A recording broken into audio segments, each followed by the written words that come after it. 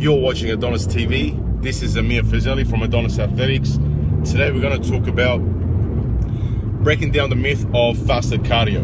What is fasted cardio? For those of you who don't know, it's the idea that you should, if you're trying to lose fat, you should get up first thing in the morning, preferably, and go for some light cardio work. Go for a jog, jump on a treadmill, do something like that. Get some movement going to try and prioritize fat loss as a source of fuel at that point of the day, because you've been fasting overnight, and so your stomach is empty, and the body doesn't have as much access to glycogen and carbs. So it will prioritize fat as a source of fuel. Here are 5 reasons why that thinking is flawed. Okay, number 1, it is wrong to think of fat loss as something that happens within one 30, 40, 60 minute period of time within the body. The body is very dynamic in its systems and its functions due to different hormonal activities, different enzyme activities and things like that. So for you to think that just one bout of exercise, whether it's fasted or not fasted, is going to make the difference is flawed in thinking. You must consider what's going on in the body at least within a 24-hour period, if not like a whole week or something like that. So that's number 1. Number 2 is that it's been repeatedly shown in studies that it is in fact more efficient to use high-intensity interval training for the purpose of fat loss. Correct? Everybody knows HIIT training has been taking on a lot more popularity lately in the last couple of years for the purposes of fat loss and things like that. And it's with good reason. It's because it's very effective in being able to reduce body fat and improve body composition. However, to go with that, here's the kicker. Repeatedly in studies, it's been shown that when people perform high intensity interval training, that blood flow to fat cells actually reduces. What that means is that the body is not requiring itself to break down fat cells to use as fuel.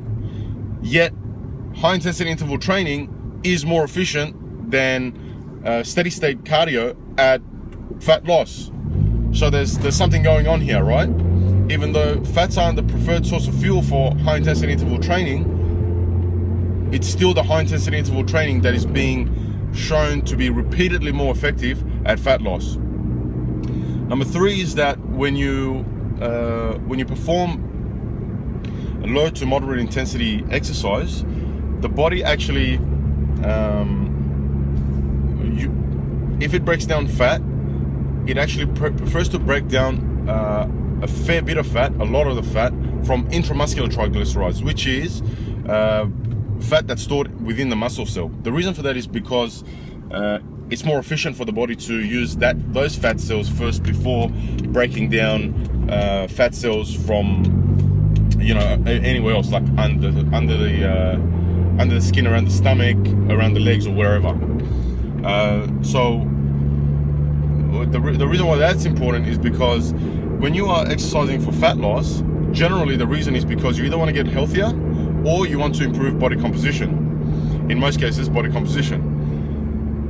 Losing fat from the muscle has no effect on improving body composition. It's the fat you want to lose under the skin, so subcutaneous fat, that brings about your improved body composition. So those of you who want the six-pack, that's what you are trying to lose, subcutaneous fat, not intramuscular fat.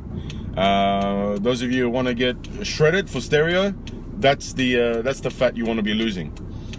And steady state cardio doesn't use purely just subcutaneous fat. It uses still a fair bit of intramuscular triglycerides, the fat inside the muscle. And what's more is, as you become better and better at steady state cardio, the body stores more and more fat inside the muscle so that it can use that versus subcutaneous fat. So that's another factor to consider. As a by the way, studies were actually done to see how much fat gets used throughout 30, 60 and 90 minutes of fasted exercise. It was found that even under conditions of fasting,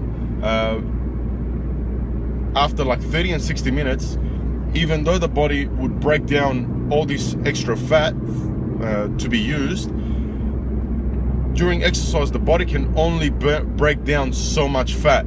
So even though all this excess fat, in some studies were showing that they were broken down, ready to go to be used as fuel, the body just was not using it because it didn't need to. There was an overflow of fuel being provided to the body, but it just didn't need to use that much fats to burn as fuels. So at the end of exercise, that excess fat will just get restored as fat again in the body.